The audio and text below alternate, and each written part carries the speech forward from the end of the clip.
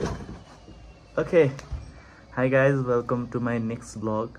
Maybe last vlog थियो हजुरहरुले proposal defence को हेर्नु भएको थियो होला.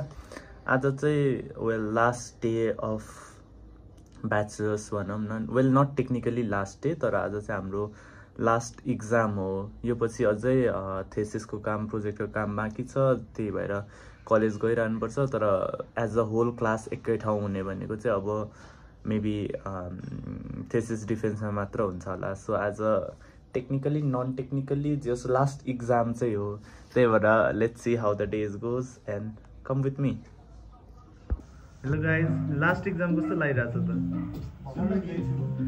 गीत सुन्दा हुन्छ कस्तो लागिरहेछ भनेर. ओइ कपिराइट मेरो 1 मिलियन भ्युज पैसै आउँदैन अब. बाई बाई, अहिले भेटौँ. कस्तो लागिरहेछ त फाइनल एक्जाम? एकदम खुसी लाग्दैछ. डाइट प्लान कस्तो लागिरहेछ?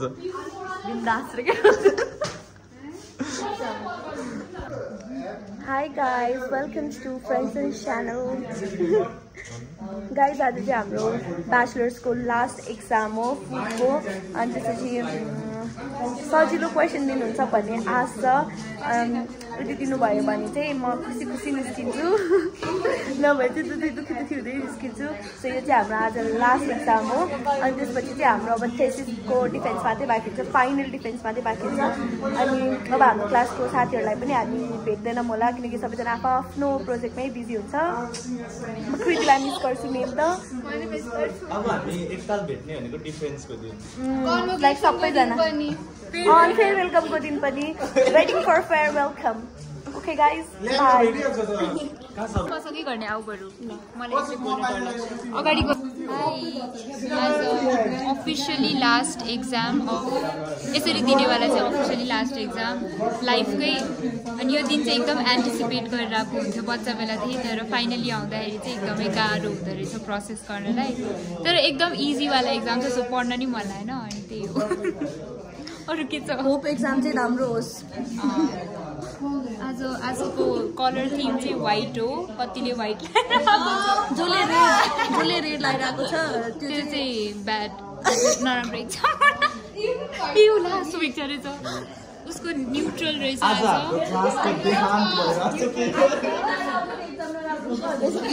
होइन त्यस्तो केही होइन. मैले यत्तिकै I take my words back. अनि यही हो, बाई बाई. अब एक्जाम पछि भेट्छु ल. नची रहेछ. के भनेर आयो तिम्रो इन्टरभ्यूमा? राम्रो.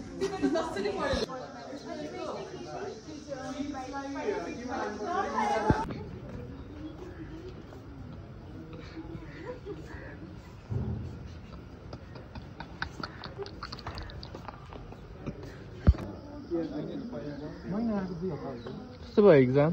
एकदम राम्रो. अरूमा आएन, बिग्रियो 1 मार्क्स. एउटा आउट क्वेसन आएको थियो. एउटा क्वेसन आयो. कस्तो भयो? ए भयो. तिम्रो राम्रो भयो होला. तिम्रो कस्तो भयो? त्यही पिएचडी स्कलर हो यहाँ त. मान्छेहरू 2 घण्टामा लेखेर निस्किरहेको छ, आफूले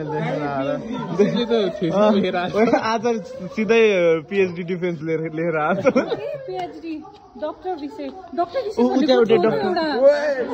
उता आउँदैछ उता. ल दुईटा ल पिएचडी यहीँ पिएचडी नै दिन्छौँ, त्यति धेरै लेख्यो. के लेख्यो यत्रो बेर? मैले सबै कुरा लेखेँ. मेरो पनि पेपर नछापे नि अहिले के लेख्ने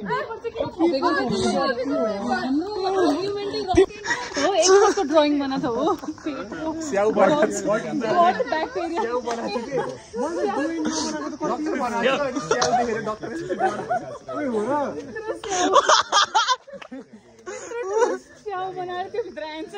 मैले ड्रइङ नबनाएको त कतिवटा एक्जाम भइसक्यो. त्यो पछि त खै